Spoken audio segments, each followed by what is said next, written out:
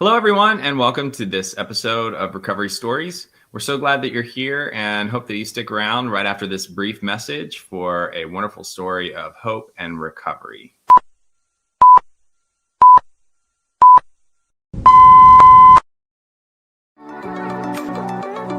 We are live in Dog Facebook. where a number of people have The opportunity to share. She's one of our own. They are like Parts to your story that's awesome. You found healing. You found, until I got sober. can't wait for her to share the different aspects of your story and what. Awesome. Right.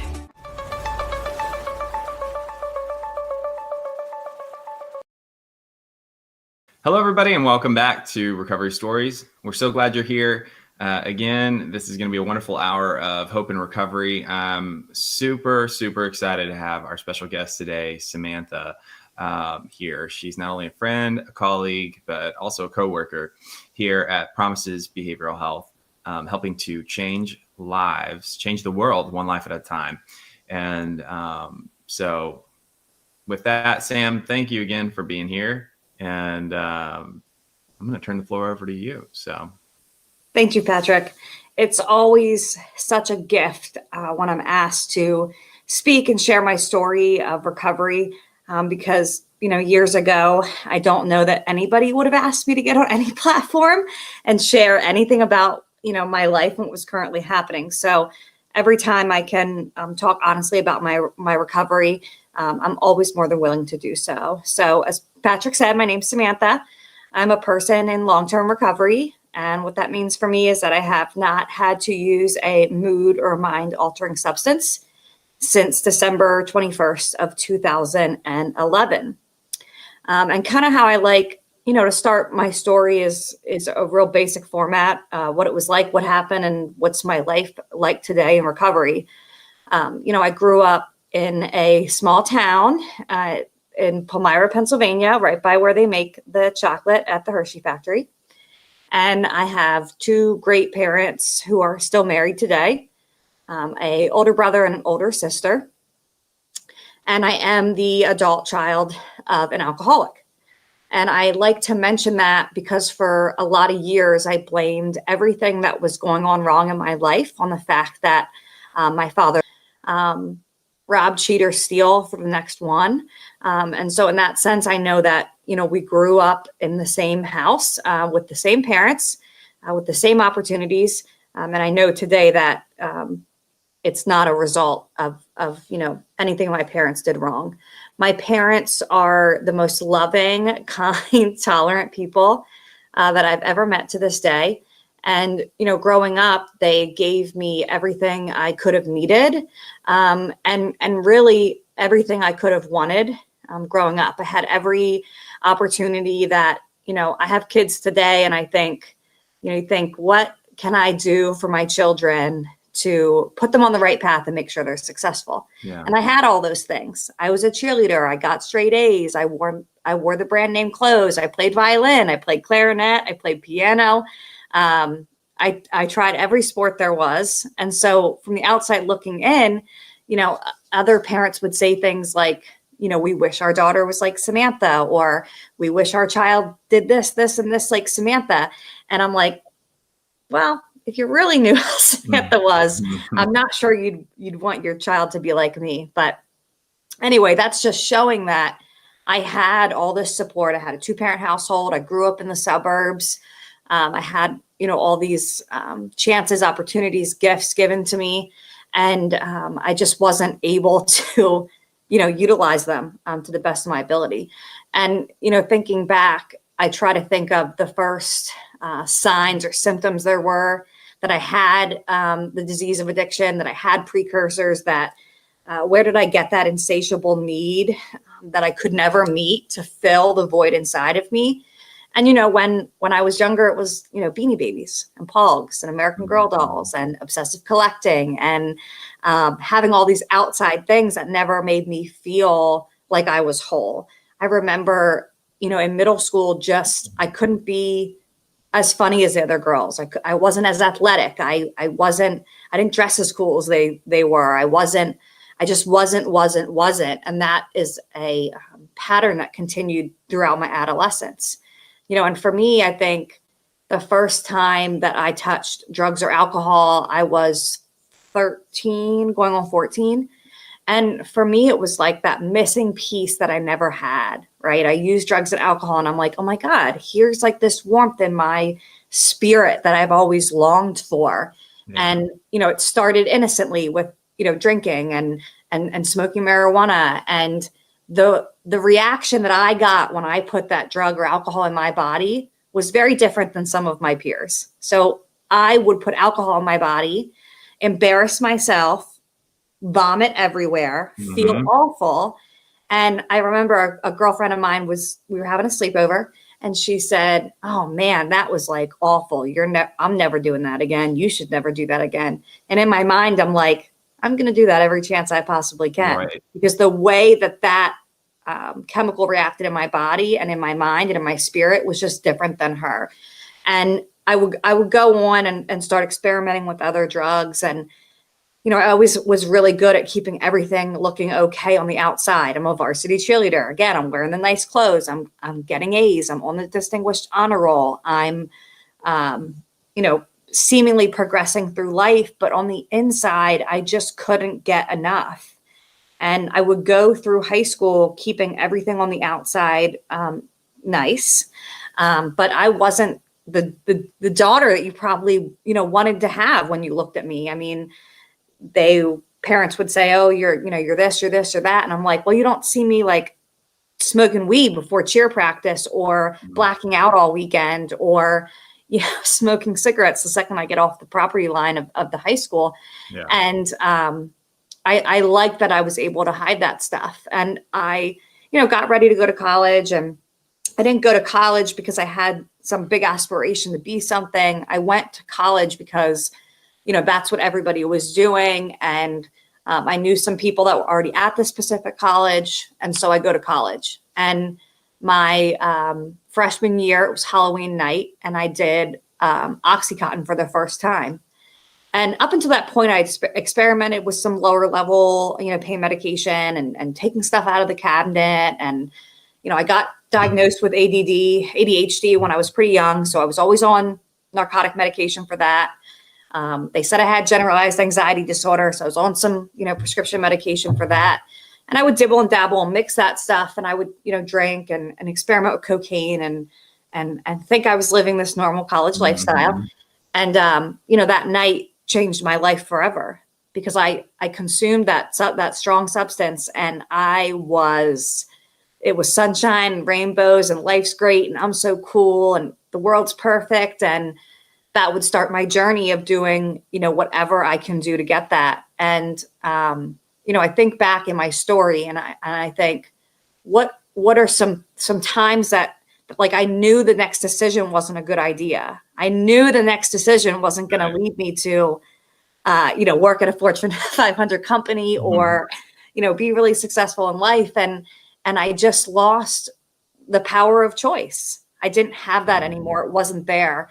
And the first experience for me was, a lot of my friends at that time, I mean, we were this close-knit group, and we used to live and we lived to use. And that just was our life. And we formed this bond together, and we all felt the same thing inside, right? And we couldn't imagine our life without drugs. And we didn't want to, and we could only imagine our life with continued using. And one of our, people that I consider them like my brothers, he took his own life, and he was 20 years old. And I remember after his wake, we were all, partying and, saluting his honor, because that's what we thought was the right thing to do, was just get loaded. And I remember thinking to myself that night, sitting outside of his empty bedroom, and thinking, if I continue to live the way I'm living, I'm going to end up where he is. Either I'm going to take my own life, I'm going to die as a result of drug and alcohol use, or I'm just going to continue living on in misery. Mm-hmm. And I made a conscious decision to continue to live the way I was living. And it would continue that way, all through my years of college, where the disease is progressing. I'm first was just swallowing the pills, and I'm never going to sniff pills. And then all of a sudden I'm sniffing pills, and I'm never going to put a needle in my arm. And then all of a sudden, I'm putting a needle in my arm. And my addiction is just getting so vicious. And then I'm, having to rob, cheat, and steal to get the next one. I'm making decisions that, degrade me as a woman to get the next one, and really just no end in sight of my use. And I remember up until that point that I really didn't know a lot about addiction. And I thought in my mind that the fear of death or medical complications, the fear of the police, or maybe the birth of a child was what eventually would cure, my disease. My disease is curable. However, I have not found the cure through any of those things. And, I got really, really sick, and I couldn't understand, why I was sick. I wasn't not using sick. I feel like I'm going to die sick.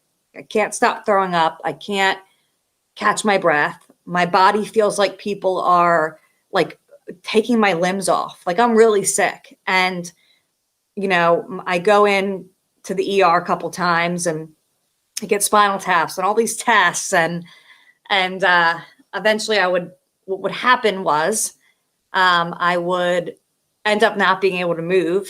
And my mom took me to my primary care doctor, and I said, I think I'm dying, real dramatically. And he said, you know what, Samantha, I think you're dying too. And he had me admitted to the local hospital.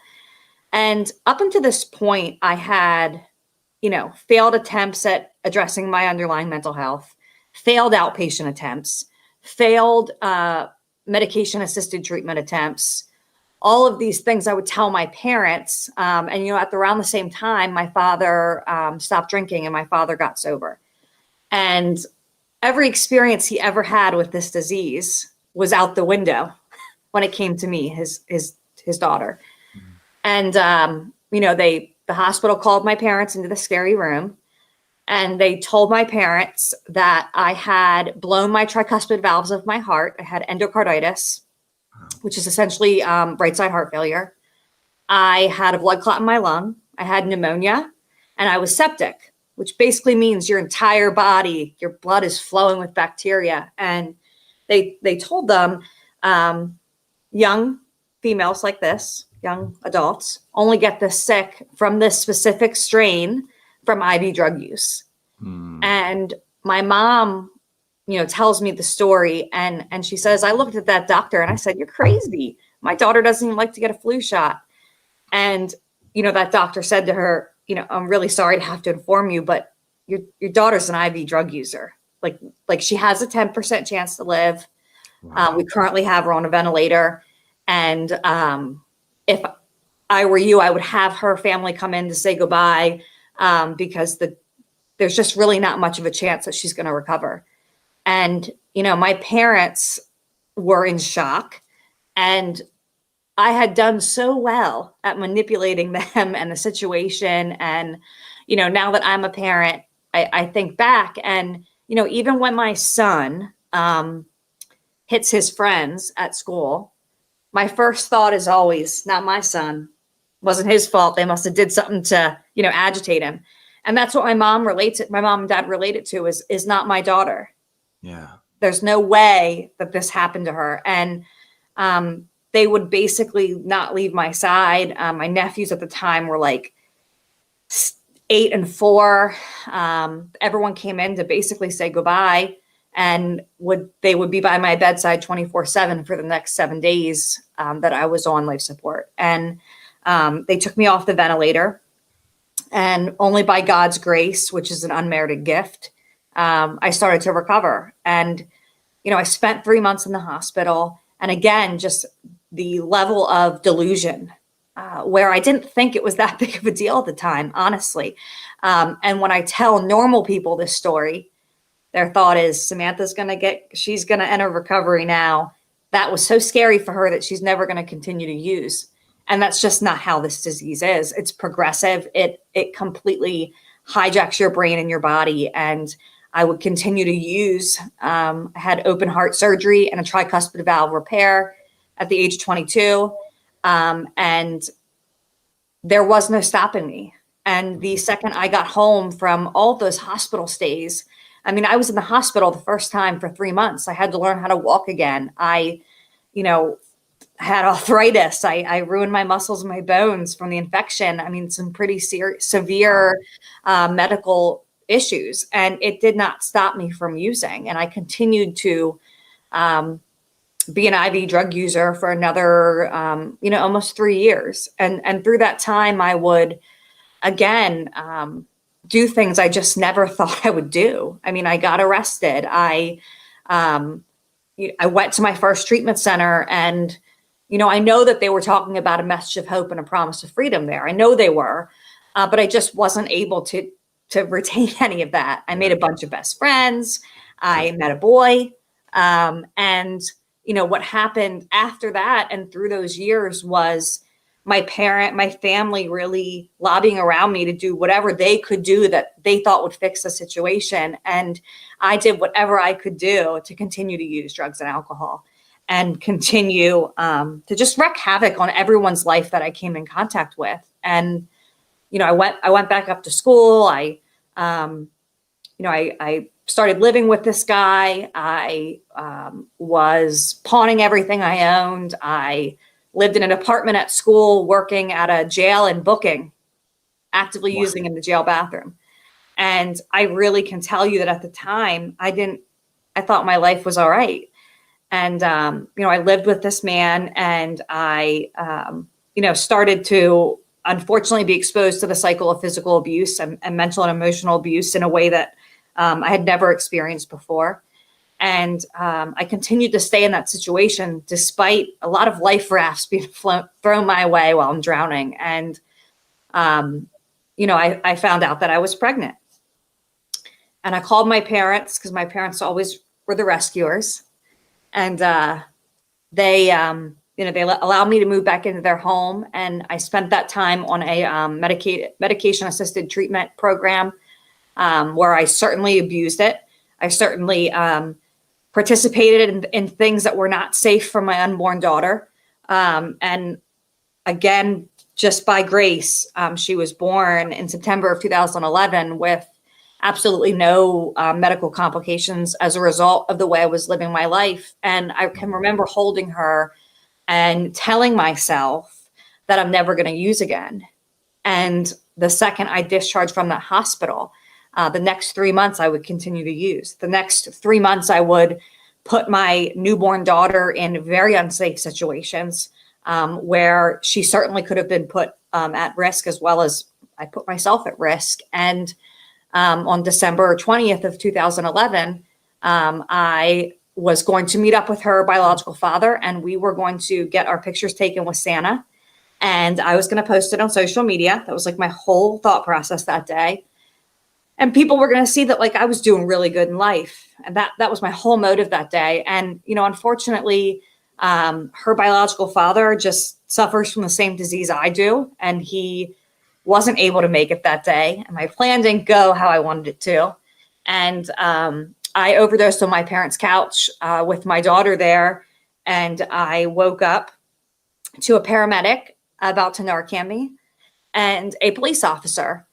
And at the time I had, your higher power, whatever you want to call it, whatever guides your spirit in this world, has a really good sense of humor. I was 3 days until I was off probation. And this police officer said to me, I spoke with your mom. She told me what's going on. And I called your probation officer, and they said that I could tell you, Merry Christmas, you can go to treatment and not jail. And, my life and my recovery is a ripple effect. That's what it is.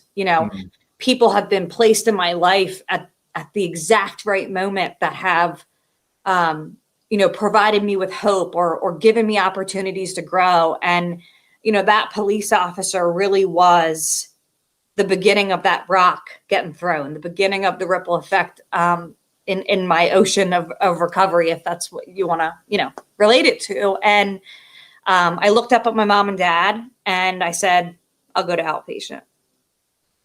And my mother and father, shortly after I had gotten home from the hospital with my daughter, my mom caught me using. And I said, just don't tell dad. And I'm only going to use on the weekends. It's fine. I'll call outpatient.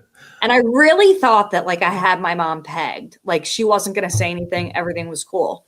And what I didn't find out till much later is she did tell my dad, and they started to talk about my situation with their therapist. And the therapist said, you need to take that baby, protect that baby, and you need to kick her out. And she needs to like go get well, and she should not continue to live in your household. And, it took my mom 3 months, my mom and dad, 3 months. And that night to muster their own strength in their own recovery from my tornado to set that bottom line. And they did. And at the time I was not happy about it. Now I'm like forever grateful that they got well long before I did. And I went to treatment that next morning. And for me, I can tell you that I walked into that treatment center, not a woman, a scared child, completely dead inside with absolutely nothing left to give and really nothing left to lose except my daughter. And what was different about that facility was right down to the driver who picked me up. It was like everybody that I kept meeting at that facility was a person living in long-term recovery, was a person who they were not afraid to tell me about the life they were living in recovery and what their life was like and what it's like today. And, I had heard before, life beyond your wildest dreams. And I was like, that's stupid. Right. And what was different about this facility is there were people in recovery that were placed there who I believed it when they said it. Like I believed it. And I immediately, within that first week, every day I started to wake up and I wanted to die just a little less. And every day I woke up, I was, reaching out to these staff members and saying, what can you tell me about recovery, or like, what assignment can you have me do? And I was like, group leader, and I was like the cheerleader at the facility. I was just so motivated for change. And, I completed treatment and I really started to take any suggestion anyone told me. I moved back home with my parents and I signed over custody of my daughter, temporary custody of my parents. And I really lived and breathed recovery and was afforded the opportunity to do so by my parents really showing up to care for my daughter. And they just refused to support anything but recovery.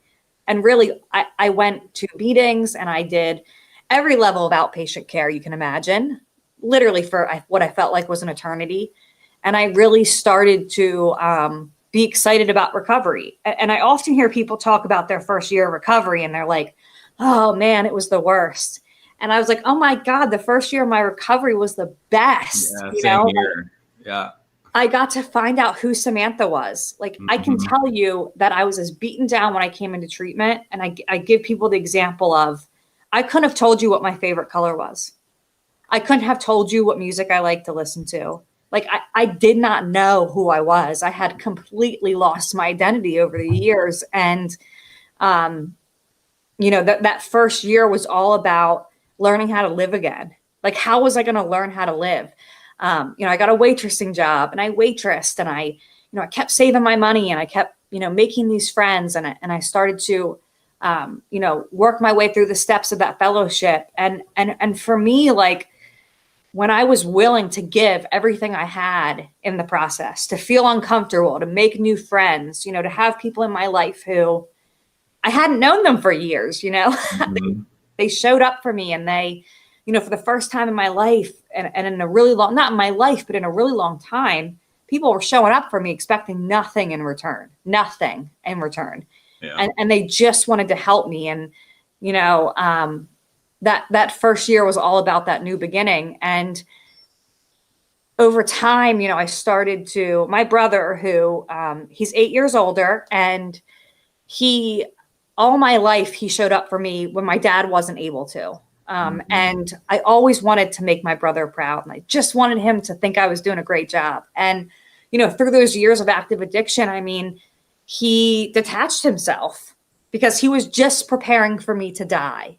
And Yeah. how can he protect himself for when that eventually happens? And, for the first couple months, he didn't look me in my eye. He didn't have conversations with me. They were like kind of at me, and I was kind of like in the area. And that's kind of like how my parents were and how my sister was. And, over time and getting through the amends process and just showing my family that I was trying to do the next right thing one day at a time, that started to change, and he started to look me in the eye, and my nephews who, I can never imagine how traumatic it was to see me in the state I was, to walk into my parents' house, which is their grandparents, where they should feel safe and probably feel like they were walking on eggshells. Mm. And to say goodbye to their aunt and think I was going to die. And they were scared of me for like a little bit. Like there was probably that first year where they wouldn't get in a car with me. They, weren't super excited to see me. Yeah. And, I was about my favorite of that first year, my favorite, piece of recovery really like showing up in my life and change really feeling like and knowing validation it was there was my nephew. He asked me to come for muffins for moms. His, I think he was in like first grade or second grade. And he didn't need to invite me. I mean, he could have invited his mom. He could have invited my mom, who's like Grammy, everybody's favorite. And he invited me. And it was something as simple as he wasn't afraid that I would show up intoxicated. He wasn't afraid I would steal children's lunch money because, let's be honest, in the past, I probably wouldn't have been above it. And he knew I was going to show up. And I showed up, and we had, donuts and muffins. And, I met his little friends and the teacher. And, later that day, I went back to my house, and there was a note on my door that said, "I love you. Thank you for coming." And that was like my greatest gift. It's not, through the years, I started working in treatment, and I went back to school, and I got my bachelor's degree, and I graduated with honors, and, I moved out of my parents' house, and I started to financially not burden them anymore and pay my own bills, even though it only took me until I was like 25. Yeah. And, I got my degrees, and I got full custody of my daughter. And, I met an amazing man that's also in recovery who adopted my daughter and treats her as though she's his blood. I started moving up at that company, and first I was an RA, and then I was a therapist, and then I helped with family program. And then, eventually I would move up into a leadership position. And I got this gift of being involved with thousands of lives, and passing a message to recovery every single day. And, I got my own car, and I bought a house, and I did all these awesome things. I had my son and was able to experience pregnancy and motherhood clear-headed without using. And, I've started to get so many opportunities. I left the inpatient world, and I went into marketing and outreach. And, I really have been able to everything that, people would have called me before, low life, liar, derogatory names that I don't particularly prefer now. Right. But every single thing that you would say about me then, I'm everything opposite now. And, over the years, I've had to, rely on some outside influences and go to a therapist and really start, working through my trauma and attachment issues and abandonment issues and really, recovery is such a fluent process where it's every day there's some opportunity for me to grow, whether it be strengthening my mental health or working harder on my spiritual life or just being a kinder person. Every opportunity has been afforded to me. And, a great, all of the physical things are cool, right? Like I like my car, and I like my Apple Watch, and I love my cats, and I love owning my own home, and I love, having the freedom to do that. But really the greatest gift I've had is the feeling inside of not wanting to die. Yeah. And this desire to help anybody who's in need. And that feeling of the connected relationships, my brother who, 9 years ago came to a family session at that facility and said, I'm really just scared because my sister's a junkie, and again, derogatory, but, my sister's a junkie and I'm afraid she's going to die in a gutter. And I just don't want to be attached to her when that happens. To, last summer, my brother, music is his love language. And, him and I have had such a cool relationship over the last couple of years where, he sends me new artists and songs, and he's really beginning to understand mental health and substance use disorder. And, he got me listening to metal, heavy metal music. And what's so cool is that, he got me into these bands who literally are either in recovery from substance use disorder or mental health. Oh, that's cool. And we become so attached in that and sharing that. And we went to a Disturbed concert last summer, and pre-COVID, we went to a Disturbed concert, and he has this song, and it's called A Reason to Fight. And it's about how if you're struggling with addiction or mental health, like, I'm going to be your person, like, I'm going to be your reason to fight. And like, we're going to get through this. And having the most beautiful moment in my recovery has been being in that crowd with my brother, like being second row, like right there. And, my brother like tapping me on the shoulder and hugging me and saying like, I'm so glad you're alive. Like, yeah. I'm just so glad you're alive. And that is like the definition of like change. And if I could bottle up that feeling I had like in that moment and give it to everybody struggling, whether it be substance use or mental health, or, they're struggling with like past trauma and any, thing in their life that's bringing them down. If I could bottle up that moment and give it to somebody for 10 seconds, even 5 seconds, like I know they would recover. I know that they would be on the path to recovery. And, my goals today are really to be of maximum service to my employer. Like I'm blessed to get to deal with like every facet of the drug and alcohol mental health world that I have experience in, whether it be, talking to a client or helping a mom try to understand like this disease and what it's done to her family and how she can help.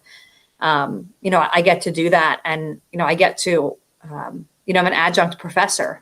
Like I teach students at a nice college. That's awesome. And, I get to help do trainings with probation and parole and teach them about how, if they can just be part of our ripple effect, that they can really generate change and recovery. And, again, it's all these accolades and these awesome things in my life. But my greatest accolade is being a person in long-term recovery.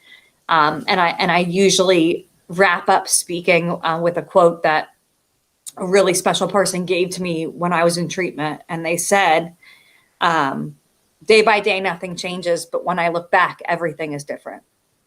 Ooh, that's Thanks so for letting me share. Good. Yeah. Can you say that one more time?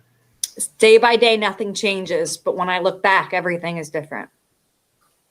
That's really powerful and so true. So true. I'm so glad you shared that with me. I've never heard that quote before, and it is beautiful. Well, I have a couple questions for you to wrap things up with. Our program is called Rooted, and it has a number of different meanings, but the main one is that our focus is what we do and how we put intention into our staying rooted in recovery and what keeps us healthy. And so I just want to ask you, to highlight what it is today that you, what keeps you rooted? What are your main things that you stick with, that you make sure you keep up with, keeping your program? The biggest thing is probably saying yes. When people ask me to speak somewhere or to help them or just be there for a listening ear, that's what reminds me what it was like. I've been helping someone who I've known since we were kids. And, over the last couple of weeks, it's been really difficult because it reminds me of the powerlessness. It reminds me of what my life was like. It reminds me that everybody has like some type of purpose. And so it also helps me to just remember and be there for like the next person. My parents and I talk about it a lot. Like there wasn't a handbook. Like your daughter's in the ICU and she's in an abusive relationship and she loves heroin. Okay, cool. Just like turn to page 7 and it's going to give you like step by step of what to do. Yeah. And so I stay really heavily rooted and grounded in giving back as much as I can, whether it be to the person or families, when I didn't necessarily have that, in the beginning before I really got into recovery. And so that's what reminds me of why I'm here and what my purpose is. That's awesome. I love that. The heart of spirit. Sorry, not the heart of spirit, the heart of service. Mm-hmm. Service has been something that's, if I had to say like one thing that has made the biggest difference in my trajectory of recovery, it would be that as well. Because it's kind of the opposite of what we were before, It's mind blowing sometimes too. Yeah, it really is. To think about, I'm like, well, my friend's mom, when I was like 16 or 17 or 18, probably wouldn't have been letting me drive a car with her in it. But now she does, and I can help and kind of be there for her, which is still mind blowing to me. It's a beautiful thing. Okay, last question for you. Always like to ask our guests, for that man or woman who is out there struggling similarly to you, your story and the way that you struggle. What last piece of advice, word of encouragement would you like to leave with them? I would say where there is life, there's still hope. And if you're still breathing, your story's not over yet. Amen. That's good. Well, I will say that my last piece I like to give with everyone is no matter how or where you're struggling, or if it's somebody that's connected to you that needs help, I would say at the very least, please tell someone. Start off by doing that, because that is the first step to getting help. And we will have our information to talk to an admissions representative if you would like to reach out to us in the comments section. So feel free to take advantage of that or access our website. We are here to help you at Promises. And no matter what you're struggling with, we tackle a lot of different issues at our treatment centers across America. So with that, thank you so much, Sam, for your time. This is really great. And thanks to everyone for watching. This is truly a privilege to have this platform to get to spread the miracle of recovery to people across the world. I know that when I was in early recovery myself, people sharing their stories is what made the biggest difference in being able to take one step at a time and continue to pursue my own path. So hopefully we continue to make that possible for others reaching us over the internet. So thanks again. Stay tuned for more episodes. And with that,